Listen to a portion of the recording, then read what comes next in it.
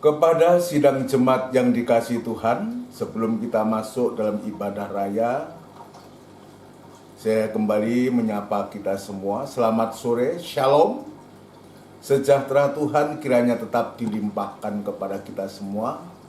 Mari saudara sekalian yang dikasihi Tuhan, kita akan membawa hidup kita untuk beribadah kepada Tuhan. Dan sekarang kita akan bersama tundukkan kepala, kita akan serahkan ibadah ini kepada Tuhan. Bapa yang baik yang bertahta dalam kerajaan surga, di dalam nama Tuhan Yesus Kristus, Allah sesembahan dan pujaan hati kami satu-satunya, pada sore hari ini Tuhan kembali kami datang kepadamu, menyerahkan hidup kami guna kami beribadah kepadamu. Dan itu sebabnya ampunkan segala kekurangan kelemahan kami dan segala kesalahan kami Tuhan, supaya kami layak untuk beribadah kepadamu Tuhan.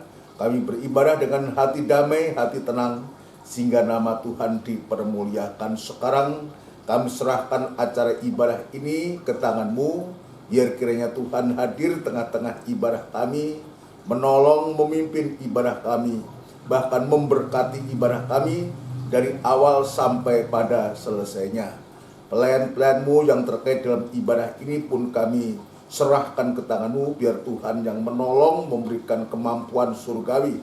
Alat-alat yang kami gunakan Tuhan jamah dengan kuasa-Mu, dan segala pekerjaan setan yang coba mengganggu, merintangi dalam ibadah ini dalam bentuk apapun juga, ya Tuhan kami bawa dan kami serahkan ke tangan-Mu, dan kami panggil nama-Mu yang penuh kuasa untuk mengusirkan segala pekerjaan setan itu di dalam nama Tuhan Yesus Kristus, darah Kristus yang berkuasa. Terima kasih Tuhan, terima kasih kami sambut ibadah ini dengan penuh sukacita di dalam nama Tuhan Yesus Kristus. Haleluya, amin.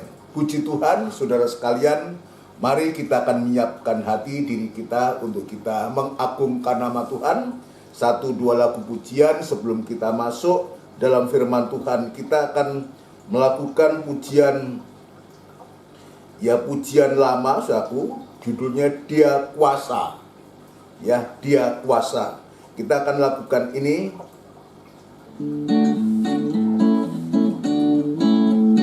Dia kuasa, ku tahu Dia kuasa, ku tahu Tuhan kuasa, tolong saya. Dia kuasa, ku tahu Dia kuasa, ku tahu Tuhan kuasa, tolong saya. Sakit disembuhkan, ikatan terlepas, lumpuh dapat berjalan, buta pun melihat. Dia kuasa, ku tahu Dia kuasa, ku tahu Tuhan kuasa, tolong saya. Haleluya. Dia kuasa, ku tahu Dia kuasa, Tuhan kuasa, tolong saya. Dia kuasa, ku tahu Dia kuasa, ku tahu Tuhan kuasa, tolong saya. Sakit disembuhkan, ikatan terlepas, lumpuh dapat berjalan, buta pun melihat. Dia kuasa, ku tahu Dia kuasa, ku tahu Tuhan kuasa, tolong saya. Dia kuasa, ku tahu Dia kuasa, ku tahu Tuhan kuasa, tolong saya. Dia kuasa, ku tahu Dia kuasa, ku tahu Tuhan kuasa, tolong saya. Sakit disembuhkan, ikatan terlepas, lumpuh dapat berjalan, buta pun melihat. Dia kuasa, ku tahu Dia kuasa, ku tahu Tuhan kuasa, tolong saya.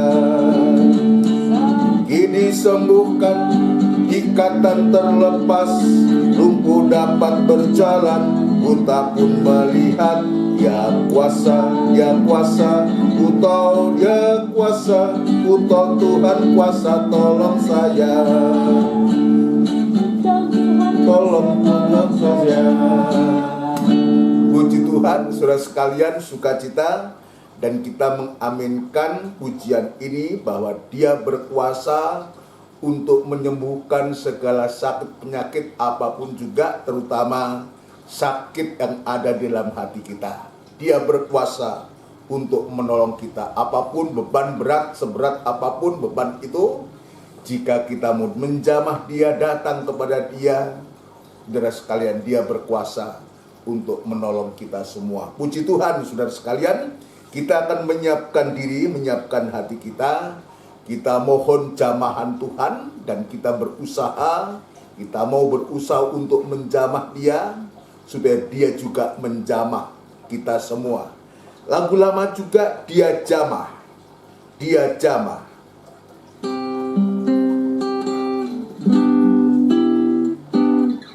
Haleluya.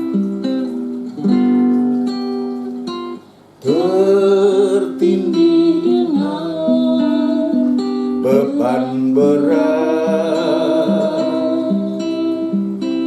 dosa dunia menggerak,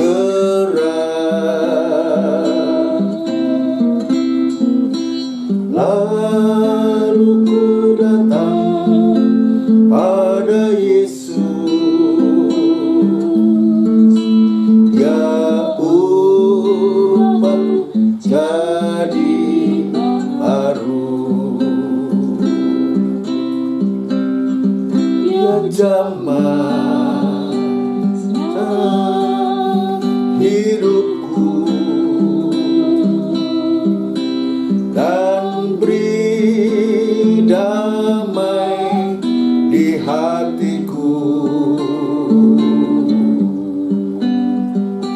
Semua telah berubah dan aku tahu Yesus jamah ku jadi baru. Tertindih dengan beban berat, tertindih dengan beban berat. Haleluya. Dosa dunia mendera. Haleluya. Lalu ku datang pada Yesus, Dia ubahku jadi baru. Dia jamah segenap hidupku, Dia jamah sehidupku dan beri damai di hatiku. Semua telah berubah dan aku tahu Yesus jamah ku jadi baru. Dia jamah hidupku dan beri damai di hatiku. Semua telah berubah dan aku tahu Yesus jamah ku jadi baru. Semua telah berubah dan aku tahu Yesus jamah ku jadi baru. Yesus jamah ku jadi baru. Bersama kita tundukkan kepala, kita akan berdoa. Benar Tuhan, pujian ini sungguh menggairahkan kami, mengingatkan kami bagaimana Engkau menjamah orang-orang yang sedang sakit, orang-orang sedang dirasuk oleh roh-roh jahat, dan sungguh luar biasa kuasa-Mu tidak pernah berubah dulu dan sekarang dan untuk selama-lamanya. Saat ini juga Tuhan, Engkau siap menjamah hati kami, menjamah kehidupan kami yang banyak salah dan kurang ini Tuhan, untuk Engkau tolong kami semua Tuhan.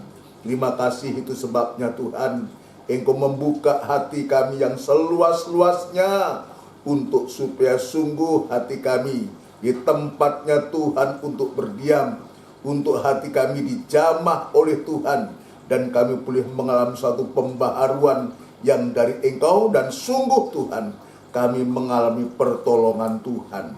Terima kasih Tuhan, terima kasih, itu sebabnya ajarkan kami untuk kami belajar lagi untuk membaca firman-Mu, belajar lagi untuk mendengarkan firman-Mu, sampai kami boleh mempraktekkan firman-Mu, dan pertolongan itu pasti nyata, sebab kami yakin hanya di dalam Engkau lah kuasa itu ada untuk memberikan pertolongan yang ajaib. Urapi firman-Mu dan urapi kami sekalian dan pengurapan yang datangnya dari Tuhan sendiri.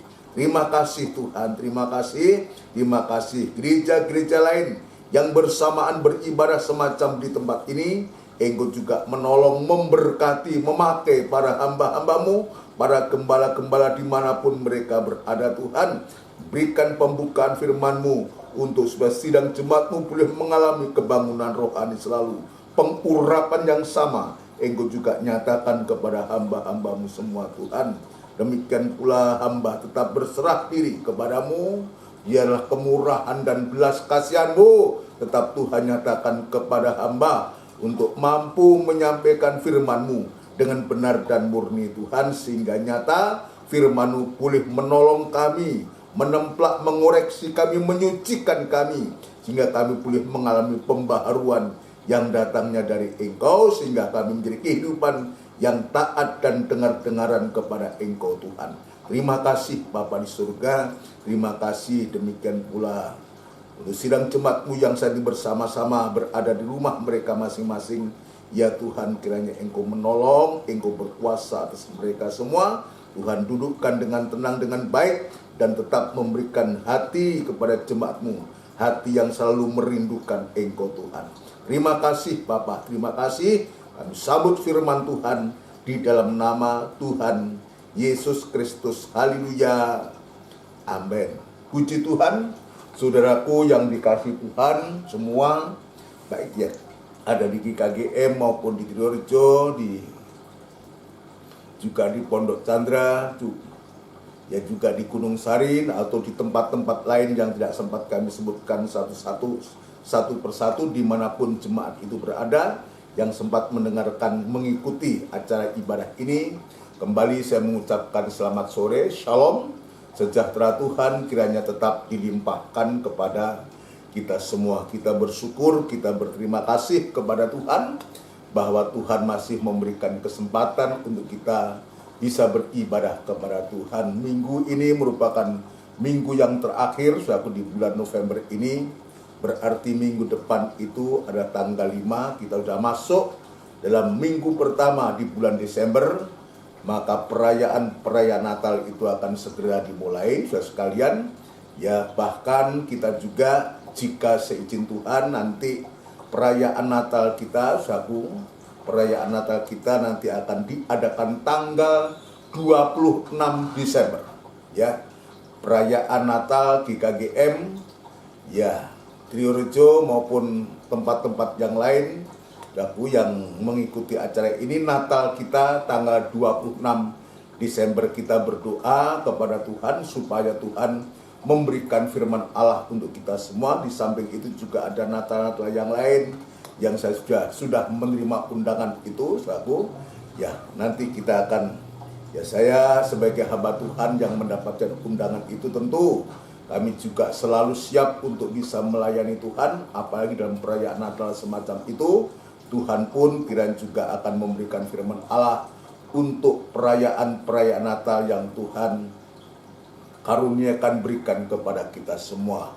Puji Tuhan, sekali lagi kepada seluruh sidang jemaat Tuhan, mohon doa, dukungan doa dari semuanya, dan kita nyatakan kerinduan kita kepada Tuhan, supaya Tuhan memberikan firman Allah, khususnya di hari-hari perayaan Natal. Ini di samping kita juga ada firman penggembalaan yang terus kita tekuni di hari-hari ini, yang Tuhan sudah memberkati kita lewat firman penggembalaan ini. Saya sedang menyampaikan tentang roh diasuh oleh Tuhan, saudaraku, yang berkaitan dengan Injil Lukas pasal yang ke-6. Jelas di sana bagaimana Tuhan itu ingin membawa kepada kita, saudaraku, membawa kepada kita untuk supaya benar-benar roh kita ini dikuasai oleh Tuhan, dijamah oleh Tuhan, sehingga kita punya roh yang sehat, punya roh yang dari Tuhan, yang membangkitkan. Roh yang dari Allah itu membangkitkan lewat rohnya itu, untuk supaya kita menjadi kuat, untuk kita bisa mengasihi Tuhan. Saudaraku, coba saya teringat ayat itu, saudaraku. Saya teringat ayat itu dalam Timotius, saudaraku. Ya, Timotius, atau ya, saya teringat ayat itu, kita akan baca.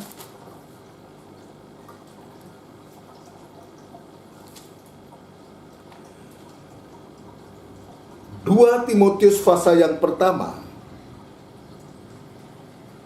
2 Timotius pasal yang pertama ayat yang ke-7. Ya, ini luar biasa. Ya, roh Tuhan itu membangkitkan kita, ya, untuk kita sungguh-sungguh mengalami satu kemurahan Tuhan. Sebab Allah memberikan kepada kita bukan roh ketakutan, melainkan roh yang membangkitkan kekuatan, kasih, dan ketertiban. Nah, ini rohnya Tuhan ini yang akan membimbing, mengasuh kita untuk menguasai roh kita yang seringkali tanpa kita sadari dikuasai, ya, oleh roh-roh jahat, oleh roh setan itu. Dan roh Tuhan ini akan membangkitkan, ya, bukan memberikan kepada kita roh ketakutan, melainkan roh yang membangkitkan kekuatan, kasih, dan ketertiban, untuk supaya kita memiliki kehidupan yang penuh dengan kasih, tetapi juga penuh dengan ketertiban, menjadi kehidupan yang tertib dan disiplin. Satu ini yang dari Tuhan, dan itu sebabnya di hari-hari ini kita sedang belajar, saudara sekalian, bagaimana sasaran Tuhan itu ke tempat yang rata itu. Ya, ke tempat yang rata itu untuk apa? Di mana di sana, di tempat yang rata itu, banyak murid-murid, banyak orang lain yang datang dengan sakit penyakit, juga ada yang dirasuk oleh roh-roh jahat, saudaraku. Semua dijamah oleh Tuhan, semua disembuhkan oleh Tuhan, dan nama Tuhan dipermuliakan. Hari Kamis saya sudah menyampaikan tentang tanda dari hati yang rata. Ya, hati yang rata ini adalah hati yang, ya, hati nurani yang baik, atau hati yang baik, atau hati yang jujur, atau hati nurani yang baik, saudaraku. Ya, hati nurani yang baik. Jadi tempat, atau ya, tempat yang rata itu, atau hati yang rata itu adalah hati nurani yang baik. Proses untuk mendapatkan hati nurani yang baik itu, saudaraku, proses untuk mendapatkan hati nurani yang baik ini adalah pembaharuan. Ya, pembaharuan yaitu lewat proses yang namanya baptisan air. Tuhan mengingatkan kepada kita akan adanya baptisan air. Jadi baptisan air ini bukan hanya sekedar untuk kita memenuhi kewajiban gereja, yang setiap gereja punya cara baptisan air sendiri-sendiri, saudaraku. Bukan itu, tetapi baptisan air ini adalah bagi kita untuk membersihkan, untuk mendapatkan, untuk memohonkan hati nurani yang baik kepada Allah. Kenapa demikian?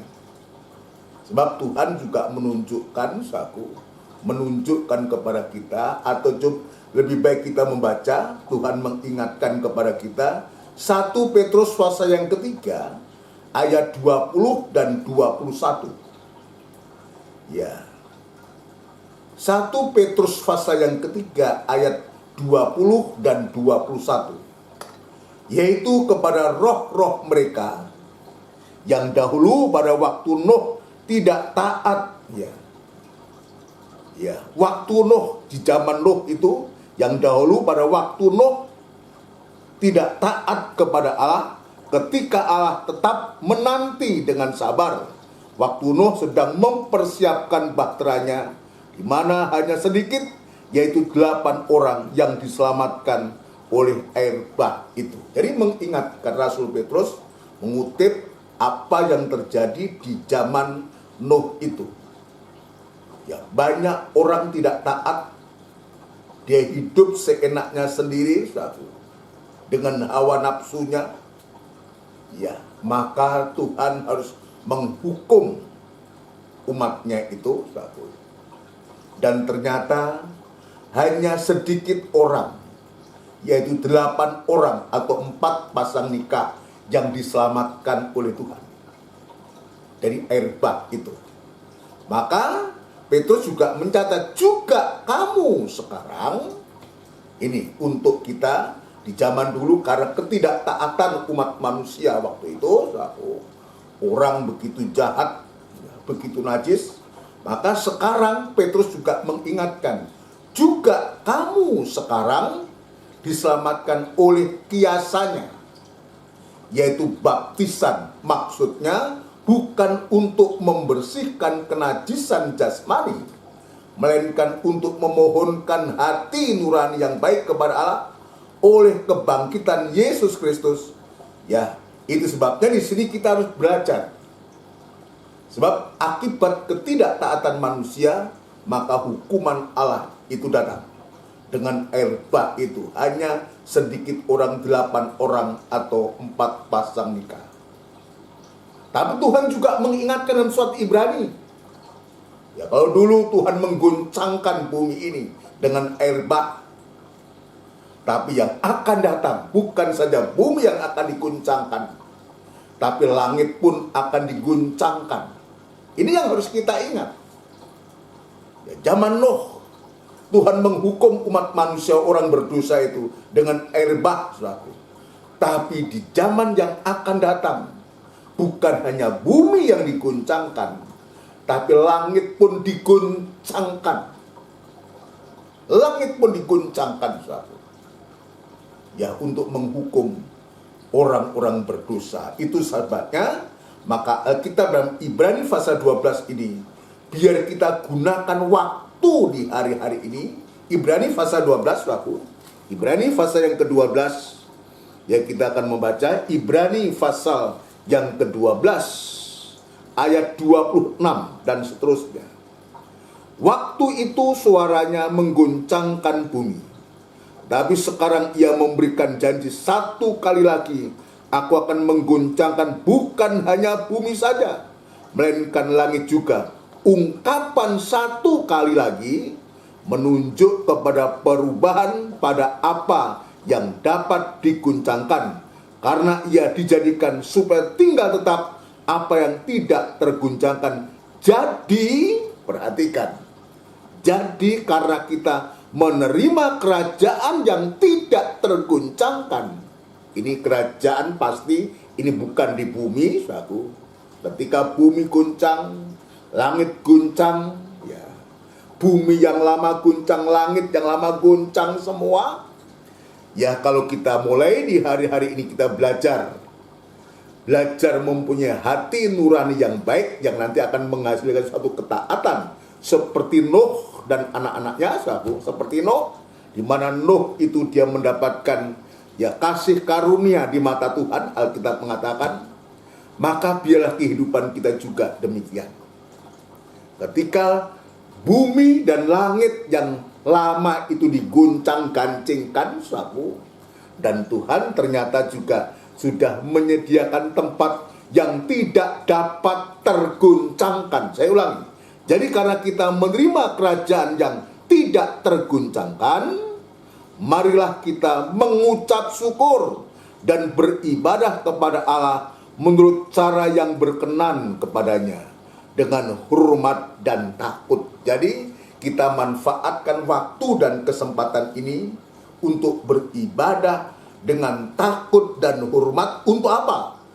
Untuk supaya kita mempunyai hati nurani yang baik. Kalau kita mempunyai hati nurani yang baik, saudaraku, ya hati yang rata, hati yang baik atau hati nurani yang baik, maka yang kita bisa peroleh dari hasil hati nurani yang baik itu adalah taat dan dengar-dengaran. Taat dan dengar-dengaran. Dari atau hasil dari hati nurani yang baik adalah taat dan dengar-dengaran. Yang kedua adalah bebas dari keinginan. Ya, bebas dari keinginan daging. Ada dua keinginan, bebas dari keinginan. Ada dua keinginan. Yang pertama adalah keinginan najis. Ini mengarah kepada makan, minum, seks, dan kawin mengawinkan. Ini dosa kenajisan. Keinginan yang najis itu arahnya kepada makan, minum, kawin, mawin, seks. Itu najis. Tapi juga ada keinginan jahat. Ini harus kita hadapi. Ini yang harus kita hadapi di hari-hari. Ada keinginan jahat. Apa itu? Terutama tamak akan uang. Tamak akan uang. Hatinya itu terikat oleh harta benda. Ini keinginan jahat. Yang pada akhirnya, saudaraku, orang yang tamak itu dia tidak bisa memberi. Orang yang tamak itu menjadikan dia kikir. Kikir itu artinya tidak bisa memberi. Yang memberi untuk pekerjaan Tuhan tidak bisa. Memberi kepada orang yang membutuhkan kita juga tidak bisa. Karena apa? Hatinya itu sudah dikuasai oleh harta benda. Dikuasai oleh harta benda. Ada ayat mengatakan, di mana hartamu berada, maka di situ pula hatimu berada.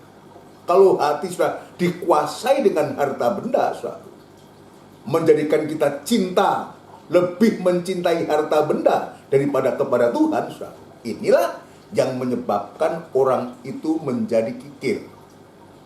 Bahkan jangankan kok kikir kepada orang, kikir untuk dirinya sendiri saja, kikir dia, kedekut. Karena cintanya kepada harta benda itu, tamak akan uang itu akar dari segala kejahatan. Banyak hal yang oleh karena harta benda duniawi ini, saudaraku, bisa membunuh dan bisa menghilangkan nyawa orang, dan banyak hal lagi yang ditimbulkan dari tamak akan uang ini.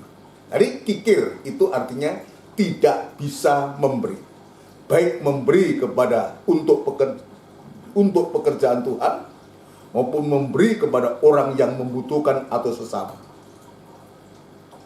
Dan serakah. Kalau sudah kikir, saudaraku, nanti akan meningkat lagi serakah. Apa itu serakah? Hati yang tidak pernah ada rasa puas. Hati yang tidak pernah ada rasa syukur. Sudah diberkati masih. Kita lihat dunia ini, saudara. Sudah punya jabatan, sudah diberkati dengan kelimpahan, masih juga ingin merampas haknya orang. Dengan jalan dia melakukan tindak korupsi. Ya, ingin menguasai harta benda orang. Ini di dunia. Tapi di gereja juga ada serakah. Ya, merampas haknya sesama. Tapi lebih jahat lagi, merampas yang menjadi haknya Tuhan dalam bentuk persepuluhan. Ini tidak sedikit anak-anak Tuhan, orang Kristen juga banyak yang serakah. Ya, karena apa? Tidak berani, tidak mau mengembalikan apa yang menjadi haknya Tuhan. Ya, kepada kaisar kembalikan kepada kaisar. Kepada Tuhan kembalikan kepada Tuhan. Ini. Jadi dengan cara kita diajar untuk memberi, ya, untuk kita diajar untuk mengembalikan miliknya Tuhan atau dalam bentuk persepuluhan itu, sesungguhnya Tuhan sedang mengajar untuk kita tidak menjadi kikir dan serakah. Nah, Tuhan ajarkan itu. Ada pekerjaan Tuhan yang harus kita juga, jika Tuhan menggerakkan hati kita, kita harus juga persembahan khusus dan persepuluhan itu adalah miliknya Tuhan. Ya, puji Tuhan. Jadi kalau saya bicara tentang ini, saudaraku, sekali lagi, bukan saya berniat untuk mencari itu, sebab selalu saya mengatakan saya dipelihara oleh Tuhan dengan caranya Tuhan. Tetapi saya harus mengajarkan untuk diriku sendiri dan untuk kita semua, supaya kita tidak kikir dan kita tidak serakah. Maka Tuhan ajarkan untuk kita bisa memberi lebih berkat memberi daripada menerima. Ini yang Tuhan tunjukkan kepada kita, saudara. Ada keinginan, dua keinginan ini yang harus kita waspadai. Namun demikian kita meyakini, saudara sekalian, kalau kita mempunyai hati nurani yang baik, biar kita ditawar-tawarkan sekalipun untuk melakukan hal-hal demikian, pasti kita menolak. Pasti kita menolak. Sebab kita tahu firman Tuhan, dan Tuhan sedang mengasuh roh kita. Roh yang sakit ini sedang diasuh oleh Tuhan. Roh yang dirasuh oleh roh jahat ini juga sedang diasuh oleh Tuhan, untuk dijamah oleh Tuhan, sehingga kita mengalami suatu pemulihan.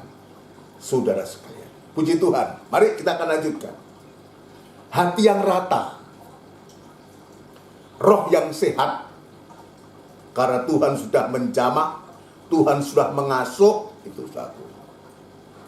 Ya, kalau kita mempunyai hati nurani yang baik, atau hati yang rata, atau roh yang sehat, itu satu. Ini bukan karena kita mampu. Ini bukan karena kita bisa. Ini bukan karena usaha kita.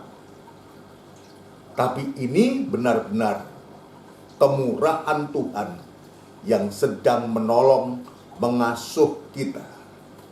Sekarang saya tunjukkan hati yang rata atau roh yang sehat ini, satu.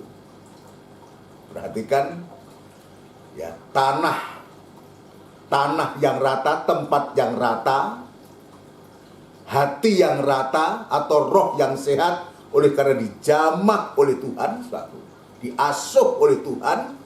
Ini digambarkan bagaikan padang rumput, tanah yang rata, hamparan rumput, hamparan padang rumput. Ya, bagaikan padang rumput atau tanah rata atau roh yang sehat itu digambarkan bagaikan padang rumput. Nah, kalau kita bicara tentang hamparan padang rumput atau padang rumput, maka kita pasti ingat di sana akan domba-domba. Saya nggak bicara tentang kambing, enggak, tentang domba-domba saja. Teringat akan domba-domba. Di hamparan yang luas, di tanah yang rata itu, Ya, di padang rumput itu Raja Daud mengatakan, Tuhan adalah gembalaku, dibaringkan aku di tempat rumput, di rumput yang hijau. Di rumput yang hijau. Untuk apa? Untuk supaya sungguh-sungguh kehidupan Daud atau sekarang kehidupan kita hidup itu di dalam firman Tuhan. Hidup di dalam firman Tuhan. Ya, di padang rumput yang hijau itu. Ya, padang rumput ini, saudaraku, ini juga bicara tentang firman Allah, firman penggembalaan. Jadi kehidupan kita ini harus seperti apa yang dikatakan Daud, dibaringkannya aku di rumput yang hijau. Ya, padang rumput ini juga sama dengan kita mampu menampung firman Allah, firman penggembalaan, atau kita digembalakan. Di sana kita akan mengalami penggembalaan Tuhan, dan di sana kita bisa tergembala oleh firman penggembalaan itu. Ya, ketika Tuhan itu memberikan makan kepada 5.000 orang, ya, 5.000 orang dengan 5 ketul roti dan 2 ikan, saudaraku. Atau kita baca lebih baik dalam Injil Matius pasal yang ke-14. Injil Matius pasal yang ke-14, saudaraku. Injil Matius pasal yang ke-14. Apa yang dikatakan oleh Tuhan di sana? Ya, nanti saudara bisa membaca mulai ayat 13 sampai pada 21, tapi sekarang kita akan membaca ayat yang ke-19 dan 20. 19 dan 20. Ya. Lalu disuruhnya orang banyak itu duduk di rumput. Jadi, ya. Siapa yang menyuruh? Lalu disuruhnya, besar ini Tuhan Yesus. Lalu disuruhnya orang banyak itu duduk di rumput. Kalau Daud mengatakan, dibaringkannya aku di atas rumput yang hijau. Tapi di sini Yesus mengatakan, lalu disuruhnya orang banyak itu duduk di rumput, dan setelah diambilnya 5 roti dan 2 ikan itu, Yesus menengadah ke langit dan mengucap berkat, lalu memecah-mecahkan roti itu dan memberikannya kepada murid-muridnya.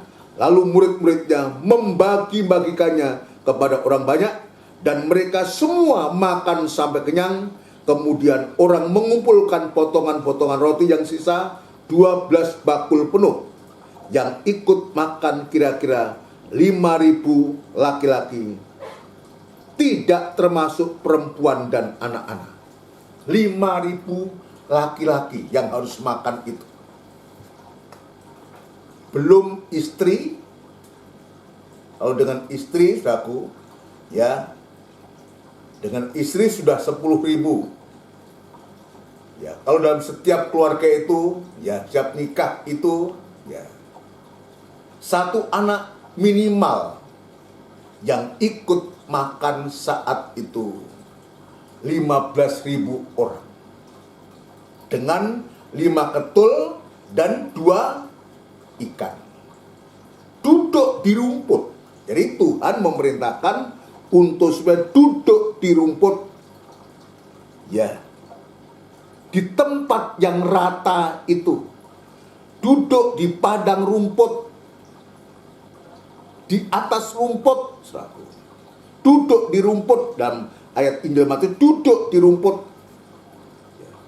Duduk di rumput ini sama dengan kehidupan yang digembalakan atau tergembala. Duduk di rumput. Sudah dalam keadaan duduk artinya sudah digembalakan dan dia tergembala. Kehidupan yang sudah diasuh oleh Tuhan, sudah digembalakan oleh Tuhan, dan dia sampai tergembala. Untuk apa? Untuk supaya makan firman penggembalaan. Untuk makan firman penggembalaan. Duduk di rumput itu, saudaraku, kehidupan yang tergembala. Untuk apa? Untuk makan firman penggembalaan. Makan firman penggembalaan. Puji Tuhan. Mungkin kita bertanya, apa toh firman penggembalaan itu? Bagi kita, dalam kalangan pengajaran mempelai ini tidak asing buat kita firman penggembalaan itu. Firman penggembalaan itu adalah firman yang dipercayakan oleh Tuhan kepada seorang gembala. Jadi firman penggembalaan itu adalah firman yang dipercayakan oleh Tuhan untuk seorang gembala. Ya, jangan kita, hanya gembala besar. Bukan. Setiap gembala dipercayakan kepada seorang gembala. Untuk apa? Untuk disampaikan kepada jemaat, untuk disajikan kepada domba-domba atau kepada jemaat dengan cara yang terus menerus.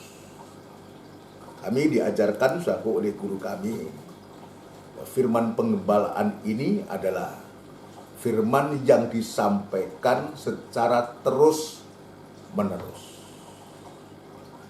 berkesinambungan. Ayat menerangkan ayat, berkesinambungan. Dan memang benar tugasnya seorang gembala itu untuk memberi makan. Bagaikan seorang ibu yang tugasnya adalah memasak, itulah gembala, dan menyajikan itu kepada anak-anak dan keluarganya. Itulah seorang gembala. Dia memasak, dia juga yang menyajikan. Rumput yang dia peroleh itu, firman penggembalaan itu yang dia terima, saudara. Ya, bukan untuk dirinya sendiri, tapi diteruskan. Apa yang dia terima itu menjadi pengalaman hidup, saudara. Jadi apa yang dipercayakan oleh Tuhan itu kepada seorang gembala lebih dulu menjadi pengalaman hidup, saudara. Menjadi praktek hidup, mengerjakan hatinya seorang gembala, saudara. Maka setelah itu, maka seorang gembala itu dia menyampaikan kepada jemaat, kepada domba-domba, terus menerus dan diulang-ulang. Untuk apa? Kita kan bosan, saudaraku. Mosok itu terus dan diulang-ulang terus di bulan baleni, saudara. Itulah firman penggembalaan. Untuk apa? Untuk membawa sidang jemaat untuk bertumbuh. Membawa jemaat itu bisa bertumbuh. Ke arah mana? Ke arah dia yang adalah kepala. Bertumbuh untuk menjadi tubuh Kristus. Yang nanti akan diarahkan itu kepada Kristus yang adalah kepala. Jadi firman penggembalaan ini, saudara sekalian, ini sasarannya jelas. Sasarannya jelas. Untuk membawa sidang jemaat atau tubuh Kristus ini mengarah kepada Kristus yang adalah kepala. Jadi bukan hanya menjadi anggota gereja. Terlalu sempit, terlalu kecil kalau pemikiran bahwa firman penggembalaan hanya sekedar supaya kita menjadi anggota gereja, harus digembalakan dan tergembala. Bukan itu, saudara. Kalau firman penggembalaan ini tidak diarahkan kepada pembentukan tubuh Kristus, maka kita akan kehilangan sasaran. Kita akan kehilangan sasaran, tidak sampai pada tujuan.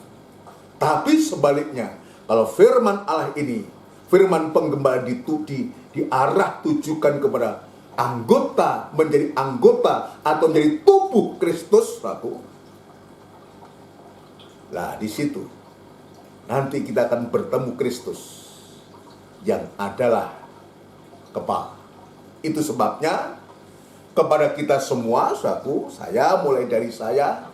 Jadi seorang gembala itu juga harus mau digembalakan. Harus tergembala. Bagaimana kalau seorang gembala tidak tergembala lalu menggembalakan sidang jemaat? Seorang gembala itu harus tergembala, digembalakan oleh firman penggembalaan itu. Ya. Untuk apa? Untuk supaya gembala itu mendapatkan kepercayaan Tuhan. Mendapatkan kepercayaan Tuhan, yaitu akan firman penggembalaan yang nanti akan diteruskan kepada sidang jemaat atau kepada domba-domba. Puji Tuhan. Jadi kita saling mengingatkan, dan saya sebagai gembala di tempat ini, harus mengingatkan itu. Ya, itu sebabnya kita perlu tergembala, terutama kita dari bangsa kafir. Terutama kita dari bangsa kafir ini. Kalau kita tidak digembalakan, kita akan tersesat. Dan banyak perbuatan-perbuatan yang akan kita lakukan. Tapi sebaliknya, kalau bangsa kafir kehidupan kita digembalakan sampai tergembala, maka Yesus dia mengatakan, masih ada padaku domba-domba yang lain yang juga harus aku tuntut. Ya, kenapa? Nanti kita akan membaca kisah tentang perempuan Kanani. Perempuan Kanani. Perempuan Kanaan ini. Yesus mengatakan, ada domba-domba dari yang lain, dari kandang lain yang harus aku tuntun juga. Coba, Yohanes pasal yang ke-10. Ini sasarannya. Sasaran, Tuhan itu juga mau membawa bangsa kafir ini menjadi domba-dombanya Tuhan. Injil Yohanes pasal yang ke-10. Ya, kita akan membaca pasal yang ke-10 ayat yang ke-14 dan 15. Sampai 16. 14 sampai 16. Akulah gembala yang baik, dan aku mengenal domba-dombaku, dan domba-dombaku mengenal aku. Dalam Injil yang nanti akan kita baca, saudaraku, ketika dialog antara Tuhan Yesus dengan perempuan Kanaan itu, dia katakan, aku diutus hanya kepada domba-domba yang hilang dari umat Israel.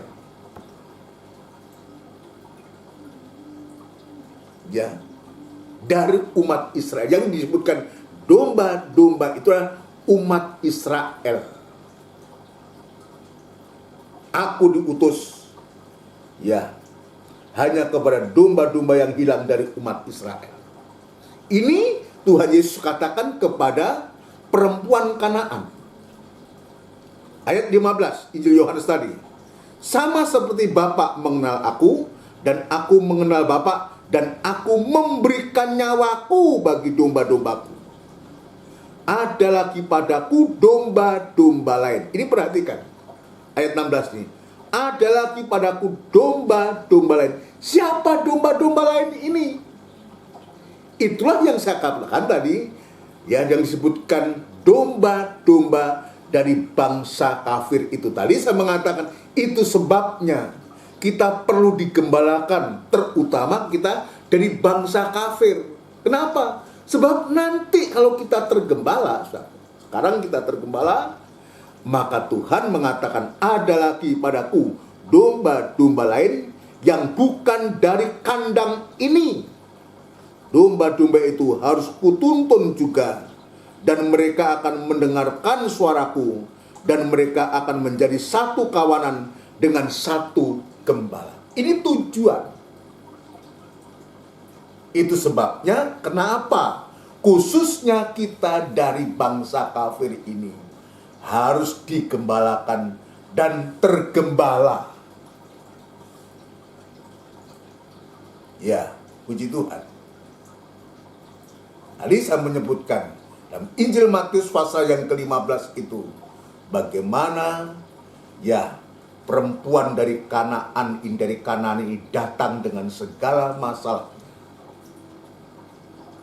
Rasa tidak mampu, rasa tidak berdaya.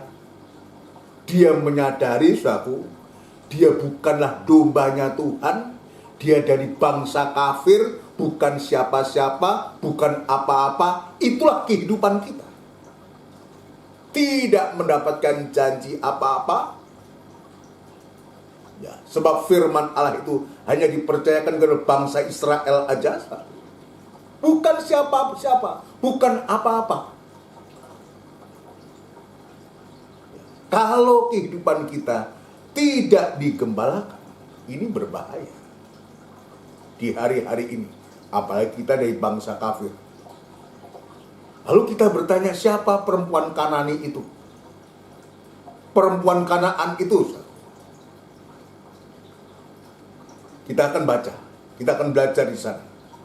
Ya, itu sebabnya sekali lagi kita bersyukur, kita berterima kasih kalau Tuhan itu membimbing, mengasuh kita untuk menjadi kehidupan yang digembalakan. Ya, mari kita akan baca Injil Matius pasal yang ke-15, Injil Matius pasal yang ke-15.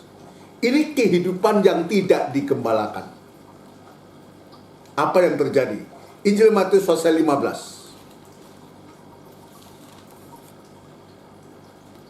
Ayat 21, tapi kita akan membaca ayat yang ke-22. Ya, kita akan membaca ayat yang ke-22. Ya, sampai ayat 26, saudaraku.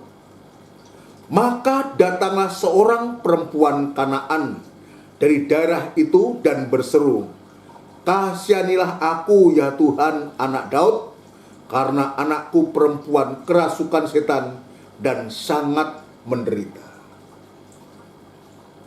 Ini adanya satu persoalan yang dihadapi oleh seorang ibu akan anak perempuannya. Dirasuk setan dan sangat menderita. Bagikan orang-orang yang sedang berkumpul di tanah datar itu dengan sakit penyakit, ada juga yang dirasuk oleh roh-roh jahat. Nah, sekarang muncul ya, perempuan Kanaan ini dengan membawa persoalan yang sangat pelik karena anak perempuannya dirasuk oleh roh, ya, dirasuk setan dan sangat menderita. Ini persoalan yang sedang dihadapi. Dihadapi oleh siapa, Ustaz? Perempuan ini juga gambar daripada gereja Tuhan, khususnya dari bangsa kafir. Gambar dari gereja Tuhan, gereja yang diperhadapkan dengan yang namanya masalah dan persoalan. Roh setan, roh najis, dan roh kejahatan itu sedang merasuk pada gereja Tuhan, pada anak-anak Tuhan semua. Dan ternyata perempuan Kanani ini tidak mampu untuk menghadapi. Tidak mampu menghadapi masalah persoalan yang sedang dia hadapi. Ayat 23, tetapi Yesus sama sekali tidak menjawabnya. Lalu murid-muridnya datang dan meminta kepadanya, "Suruhlah ia pergi. Ia mengikuti kita," dengan berteriak-teriak. Ini murid-muridnya, murid-murid Tuhan. Begitu melihat yang demikian, disuruh pergi. Tapi apa yang perempuan ini lakukan, Kita akan lihat. dengan persoalan yang begitu sulit itu, rumit itu, berat itu. Ya, dia tidak memperdulikan dia diusir atau disuruh pergi, tapi karena dia berusaha keras.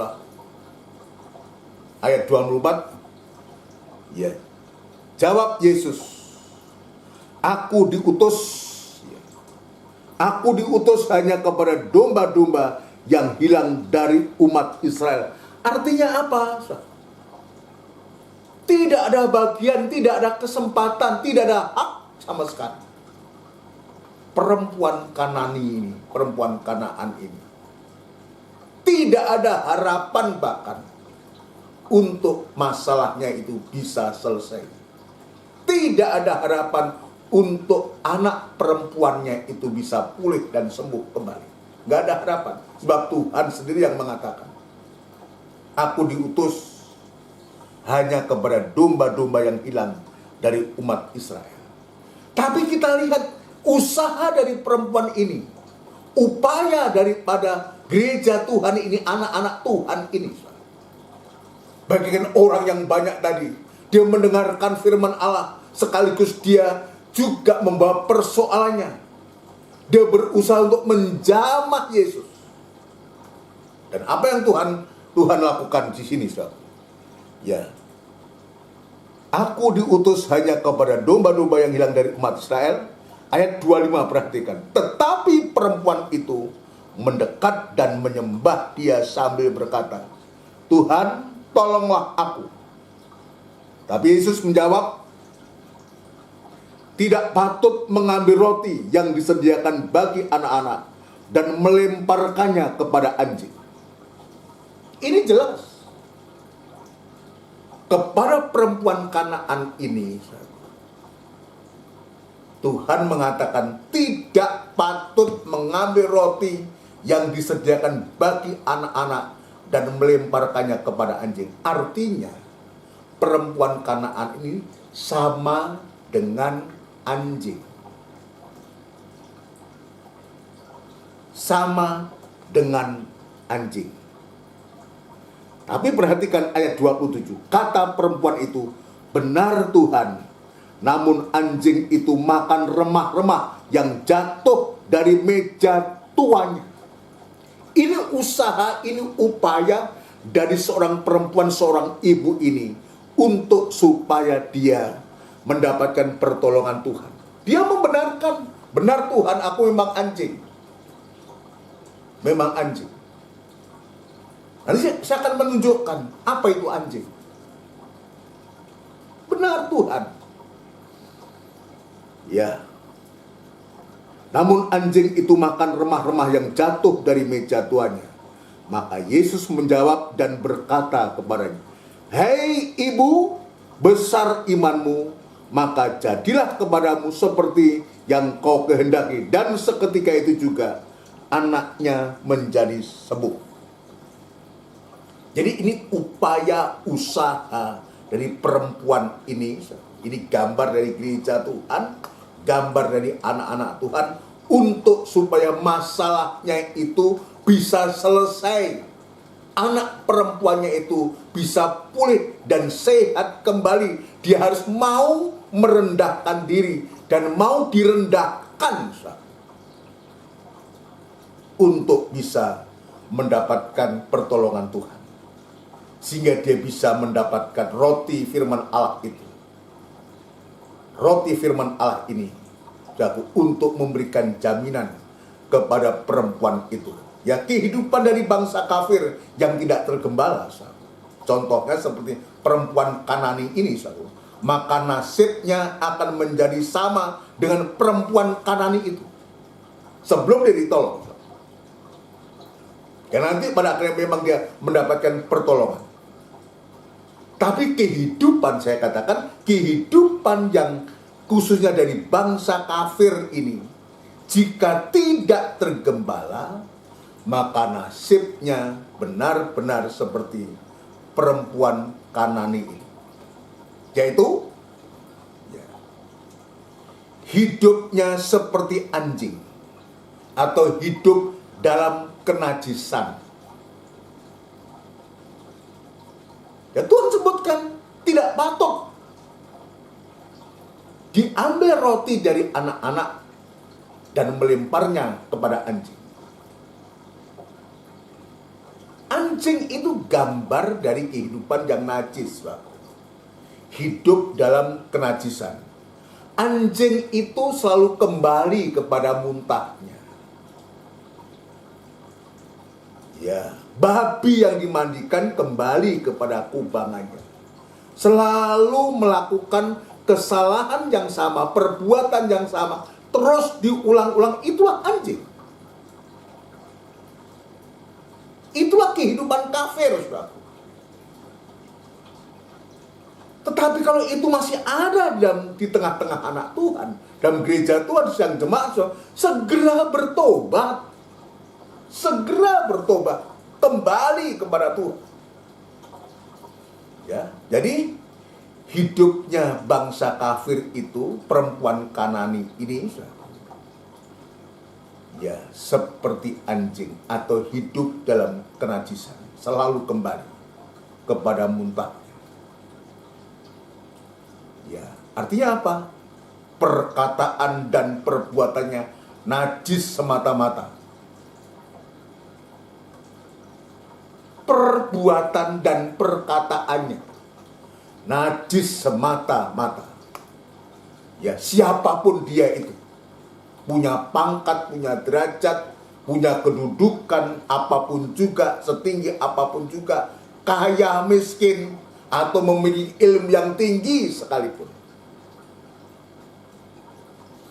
Tapi kalau dia tidak digembalakan, tidak mau tergembala,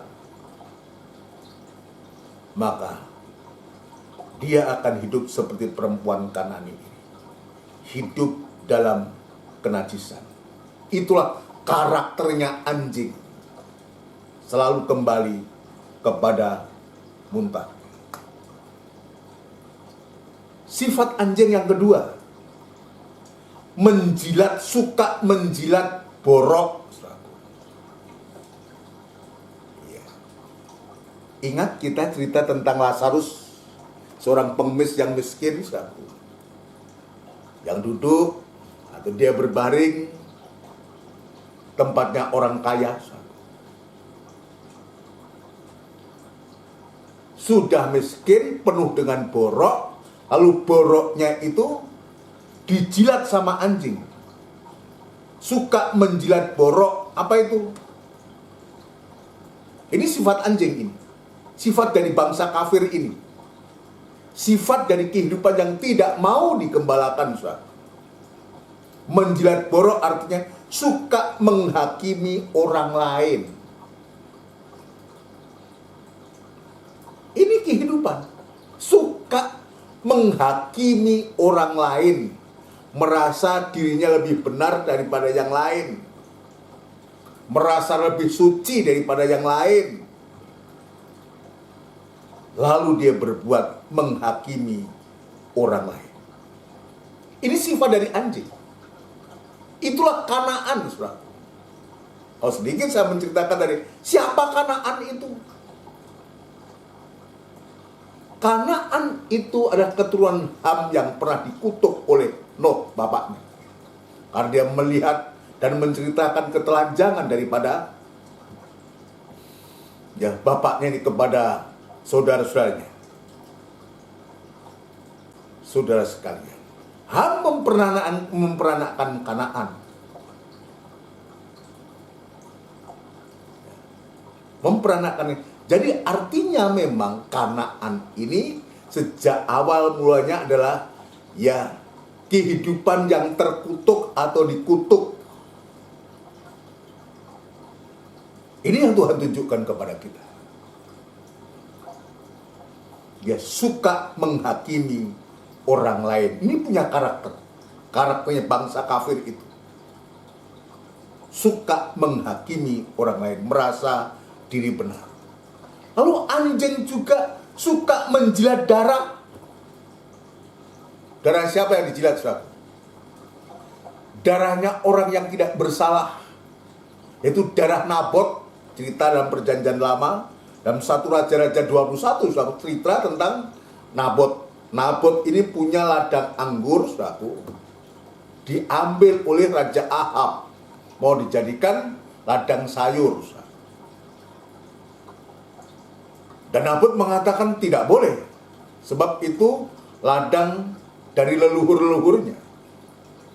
Maka akhirnya sedih Ahab, maka mulailah istri Ahab yang namanya Isabel itu, saudara. Dia bersiasat, ya, dia bersiasat, saudara sekalian. Dia memfitnah, saudaraku. Dan betul-betul akhirnya Nabot ini dibunuh. Dan ladung anggur itu diberikan kepada Ahab. Menjilat darah itu apa, saudara? Menjilat darah itu apa, saudara? Ya, suka menjelek-jelekan orang lain. Wah, sudah jelek, dijelek-jelekan pula, saudara. Ya. Suka menjelek-jelekan orang lain dan juga memfitnah orang lain. Menjelek-jelekan orang lain, tapi juga memfitnah orang lain. Ini yang terjadi. Anjing menjilat darah orang yang benar. Anjing menjilat orang yang tidak bersalah. Itu Nabot itu. Tapi dia disiasati oleh Isabel dan akhirnya dia dibunuh. Hanya untuk merampas, mengambil ladang anggurnya untuk dijadikan ladang sayur oleh Ahab. Ini sifat anjing, karakter anjing. Tapi kita bisa melihat, kita kembali kepada Injil Matius pasal yang ke-15 lagi, bagaimana upaya dari perempuan Kanaan ini. Sekalipun dia dikatakan anjing, direndahkan, ya, seperti anjing tidak patut, ya, tidak patut mengambil roti yang disediakan bagi anak-anak dan melemparnya kepada anjing. Ketika Tuhan mengatakan demikian, yang luar biasa adalah perempuan yang berkata, benar Tuhan, namun anjing itu makan remah-remah yang jatuh dari meja Tuhan. Ini merupakan satu usaha, upaya dari perempuan Kanaan ini, upaya dari gereja Tuhan. Untuk apa? Untuk supaya dia bisa makan roti. Upaya untuk supaya dia bisa digembalakan dan tergembala, bisa menikmati roti firman Tuhan. Saudara sekalian, puji Tuhan. Yang Tuhan tunjukkan ini luar biasa. Ya, berusaha untuk mendapatkan firman. Roti yang jatuh itu. Ini upaya usaha dari gereja Tuhan, dari kehidupan-kehidupan yang membawa persoalan kepada Tuhan. Direndahkan, iya. Tapi apa yang Tuhan buat ketika Tuhan itu, ketika perempuan ini mengatakan, benar Tuhan, namun anjing itu makan remah-remah yang jatuh dari meja tuannya. Kita lihat perbuatan Tuhan, apa yang Tuhan buat untuk perempuan yang sebetulnya, ya, Tuhan sudah mengatakan, aku diutus hanya kepada domba-domba yang hilang dari bangsa Israel. Artinya dia tidak ada harapan untuk anaknya, untuk masalahnya, untuk persoalannya itu bisa tertolong. Tapi dengan dia merendahkan diri serendah-rendahnya, dengan makan benar Tuhan.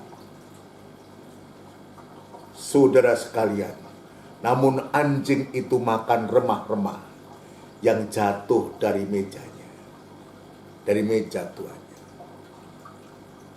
Sekalipun hanya remah-remah, sekalipun itu hanya sepatah kata firman Allah,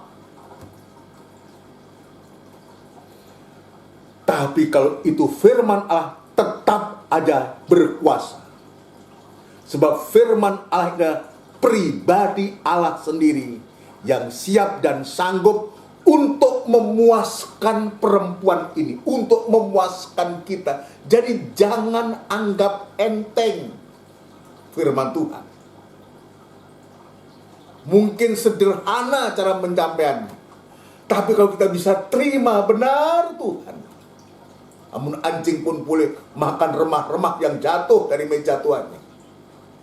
Sepatah kata firman Allah, kalau kita terima dan kita yakini, itu yang akan menolong kita. Dan apa yang Tuhan buat? Ya, yang Tuhan buat. Ayat 28, maka Yesus menjawab dan berkata kepadanya, hei ibu, atau hei perempuan, ejaan lama, besar imanmu, maka jadilah kepadamu seperti yang kau kehendaki. Dan seketika itu juga anaknya sembuh. Dari apa yang dibuat oleh perempuan Kanaan ini, dari seorang ibu ini, dampaknya sangat besar akan pemulihan kesembuhan dari anak perempuan.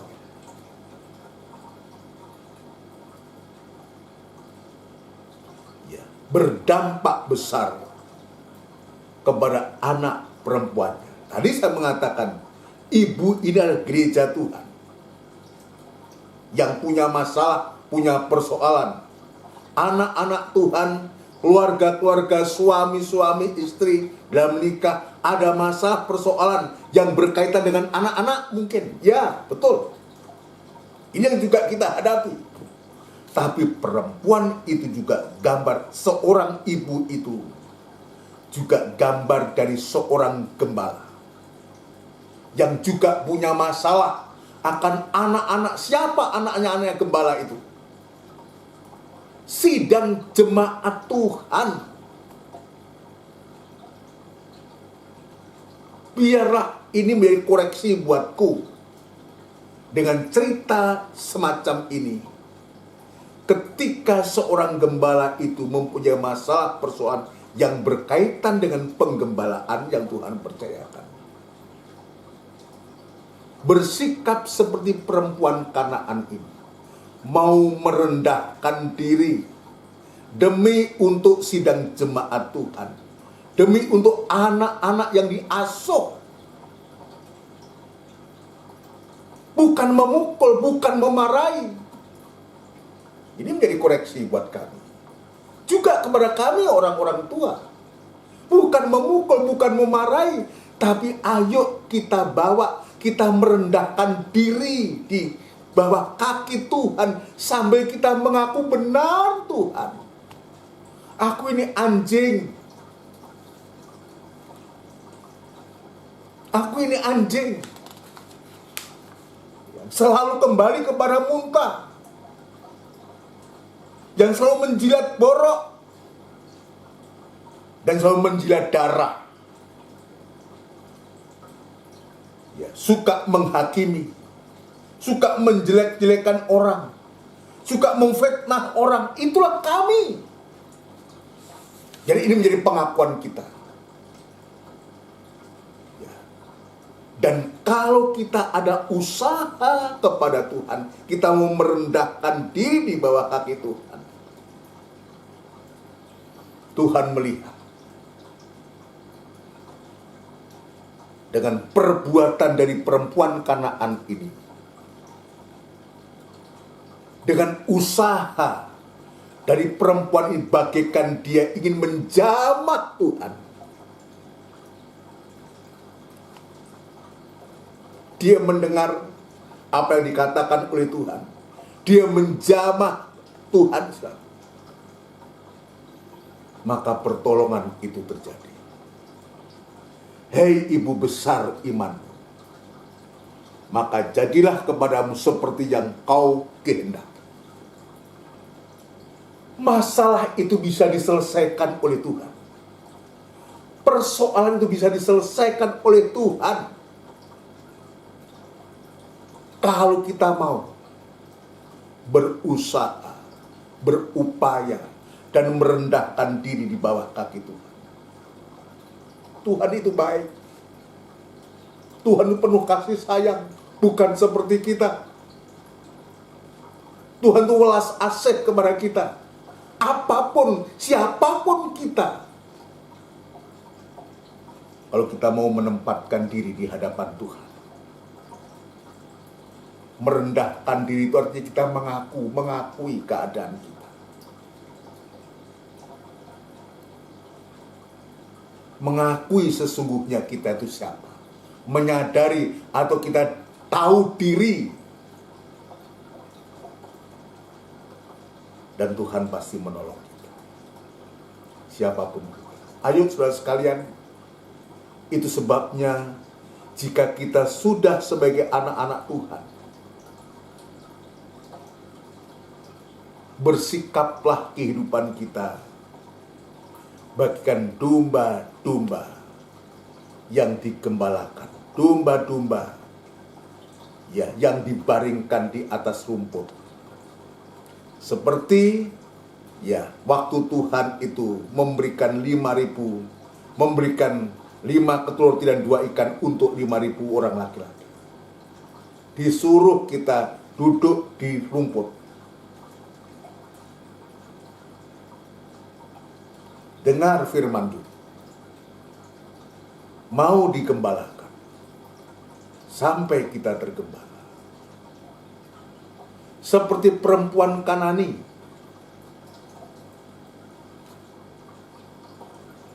Yang tidak ada harapan. Tuhan memberikan harapan. Maka Tuhan juga bisa buat kepada kita, siapapun kita. Dia baik dan sangat baik. Dan kasih-Nya itu luar biasa kepada kita. Mari kita akan akhiri ibadah kita. Ya, nanti kita akan lanjutkan lagi dan ibadah PA pada hari Rabu. Kita akan melakukan pujian dari buku Pesalu 189, Allah baik bagiku. Pesalu 189, Allah baik bagiku. Jadi kita akui, Allah itu memang baik, penuh dengan kasih sayangnya kepada kita, khususnya orang-orang berdosa. Sebab Dia tidak menghendaki ada satupun kehidupan yang binasa. Haleluya. Haleluya. Katakan Allah baik bagiku.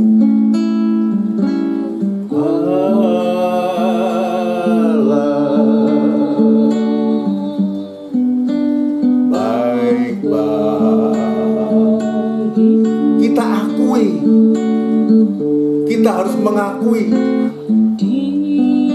Dia sudah sangat baik dan terlalu baik buat kita. Tuh baik bagiku. Haleluya. Ibadahku dibaharui. Haleluya.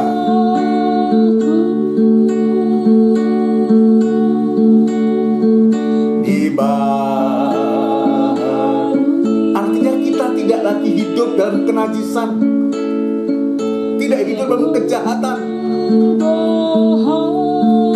Haleluya.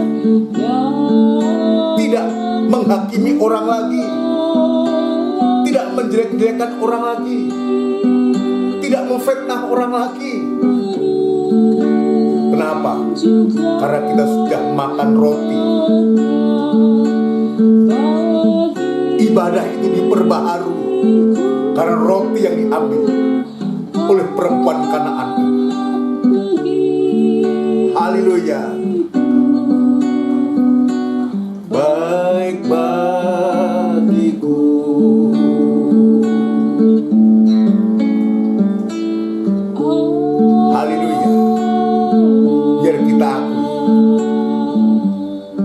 kebaikan Tuhan yang Tuhan sudah nyatakan kepada kita.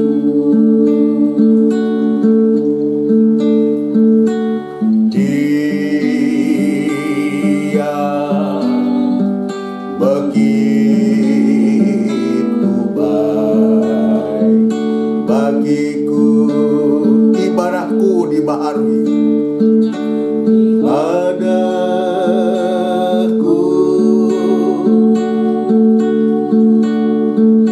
dibaharui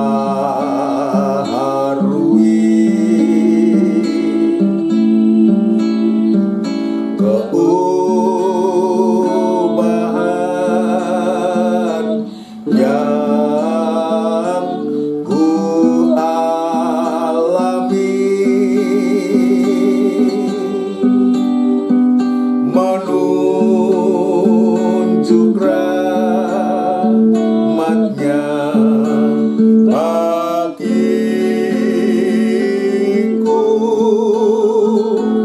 Allah begitu baik bagiku.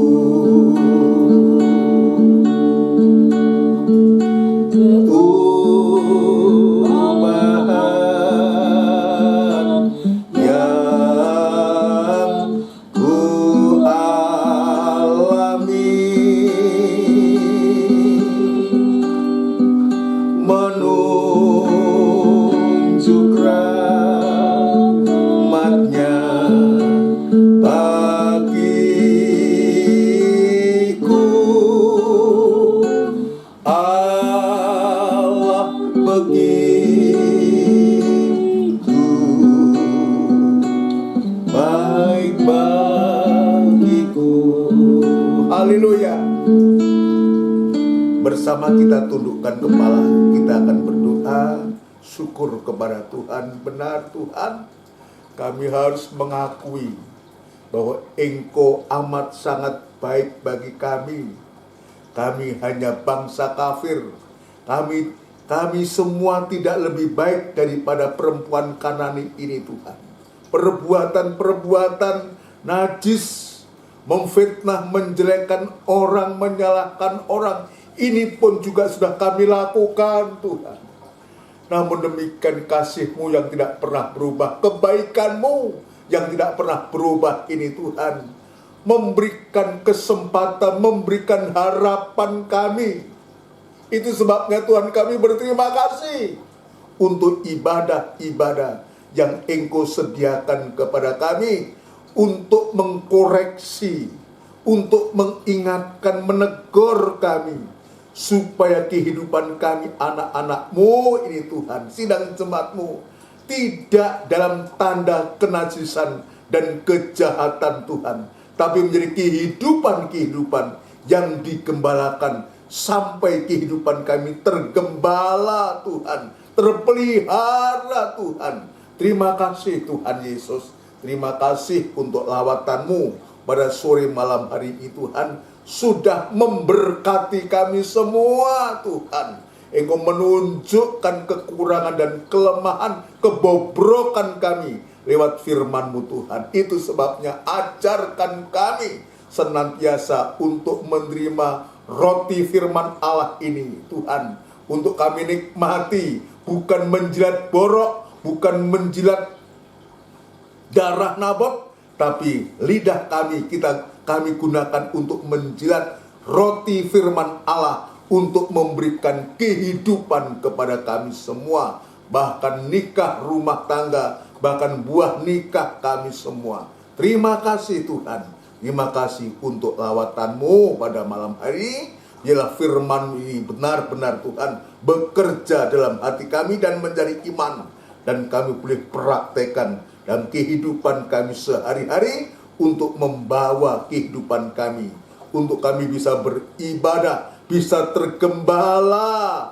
oleh firman penggembalaan yang Engkau sudah berikan kepada kami Tuhan. Terima kasih Bapa. Terima kasih. Inilah seru doa permohonan kami, dan kami alaskan di dalam nama Tuhan Yesus Kristus. Haleluya. Amin. Puji Tuhan. Saudara sekalian, demikianlah rangkaian ibadah dan ibadah raya pada sore malam hari ini. Tuhan sudah memberkati kita semua. Mohon perhatian kepada kita semua, saudaraku, kita diingatkan hari Minggu Raya minggu depan. Kita sudah masuk dalam minggu pertama di bulan Desember, saudaraku, yaitu tanggal 5. Tanggal 5 ini ada ibadah raya, saudaraku, yang disertakan dengan perjamuan suci. Dan sekarang saya akan sampaikan kepada kita semua untuk jadwal ibadah dalam sepekan ini, saudaraku. Nanti kita kembali pada hari Rabu, saudaraku. Pada hari Rabu tanggal 1 Desember, saudaraku, itu ada ibadah PA yang disertai dengan perjamuan suci. Ibadah PA yang disertai dengan perjamuan suci. Lalu dilanjutkan pada hari Kamis, saudaraku, itu ada ibadah doa dan penyembahan yang nanti akan dilanjutkan pada hari Minggu. Itulah yang tadi saya menyampaikan, minggu pertama di bulan Desember, tanggal 5 Desember ini, ibadah raya disertai dengan perjamuan suci. Bagi saudara yang akan mengikuti, bisa mempersiapkan diri untuk bisa mengikuti ibadah raya yang disertakan dengan perjamuan suci. Untuk ibadah-ibadah pada bulan Desember ini, ya berjalan sebagaimana mestinya. Ya, saya belum menyampaikan kapan kita harus berhenti. Rasanya ibadah tidak ada berhentinya, saudaraku. Saya berusaha untuk supaya ibadah jalan terus sampai pada akhir Desember ini, saudaraku, ya. Kita doakan supaya Tuhan memberikan firman Allah untuk kita semua. Puji Tuhan. Ini yang bisa saya sampaikan untuk acara-acara ibadah. Tuhan kiranya memberkati kita. Nanti kita akan berdoa untuk sidang jemaat semua. Tuhan menolong. Ada juga saudara kita yang perlu didoakan. Nanti kita akan doakan semua. Tuhan menolong kita semua.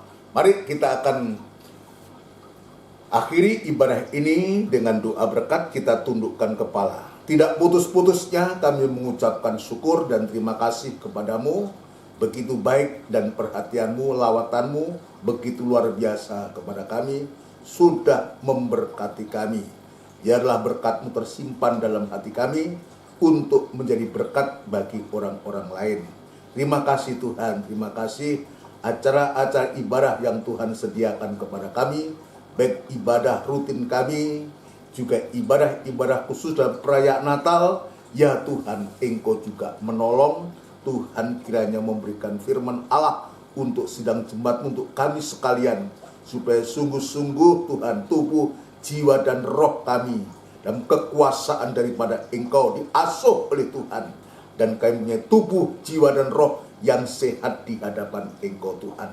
Terima kasih Tuhan, terima kasih. Lanjutkan firman-Mu dalam kehidupan kami semua, sidang jemaat-Mu yang sudah Engkau tebus dengan darah-Mu yang mahal Tuhan. Terima kasih Tuhan, terima kasih. Kami berdoa untuk sidang jemaat-Mu semua, baik yang di KGM, yang di Trirejo maupun di Gunung Sari, di Pondok Chandra atau tempat-tempat yang lain di mana anak-anak-Mu juga mengikuti ibadah lewat siaran tunda ini. Tuhan memberkati semua, Tuhan lawat semua, memberikan kesehatan, kekuatan surgawi, berkati dalam nikah, rumah tangga, usaha, pekerjaan mereka semua Tuhan, dengan melimpah ruah, terutama memberikan kerinduan kepada jemaat-Mu untuk takut dan hormat kepadamu dalam ibadah-ibadah dan pelayanan yang Tuhan percayakan kepada sidang jemaat ini semua. Segala masalah, persoalan yang dihadapi oleh jemaat-Mu, Engkau juga mengetahui, biar Tuhan juga membuka jalan.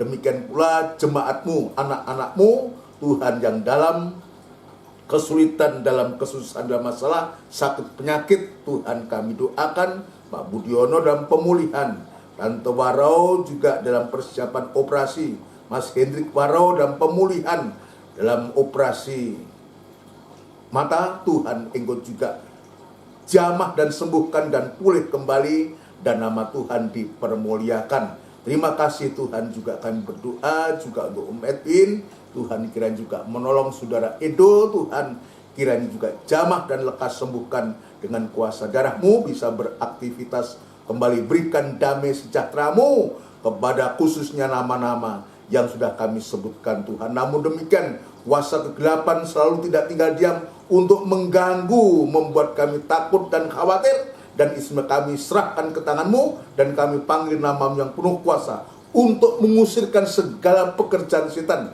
dan bentuk apapun juga, yaitu di dalam nama Tuhan Yesus Kristus, darah Kristus yang berkuasa. Terima kasih Tuhan, terima kasih Tuhan, terima kasih Tuhan. Kami juga teringat bangsa dan negara kami, Republik Indonesia yang kami cintai Tuhan.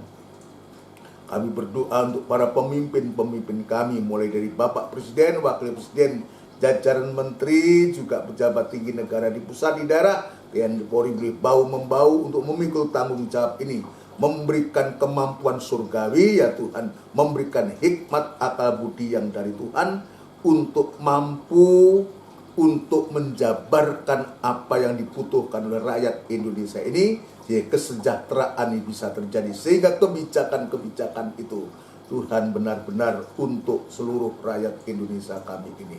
Jauhkan dari pertempuran, jauhkan dari peperangan, jauhkan dari pemberontakan, biar Tuhan kirimkan damai sejahtera-Mu di tengah-tengah bangsa kami ini Tuhan. Dalam kesulitan-kesulitan khususnya dalam mengurus yang mengatasi pandemi corona ini Tuhan. Terima kasih Bapa di surga. Sekali lagi kami sekarang menyerahkan hidup kami ke tangan-Mu, dan sementara kami akan berpisah, biarlah Tuhan tetap menolong menyertai kami. Saudaraku yang kekasih, biarlah rahmat anugerah cinta yang besar yang datangnya dari Allah Bapa, Sang Putra dan Roh Kudus yang sepenuhnya di dalam nama Tuhan Yesus Kristus. Haleluya. Amin. Selamat malam saudara sekalian. Buat kita semua salam sehat, tetap semangat. Amin.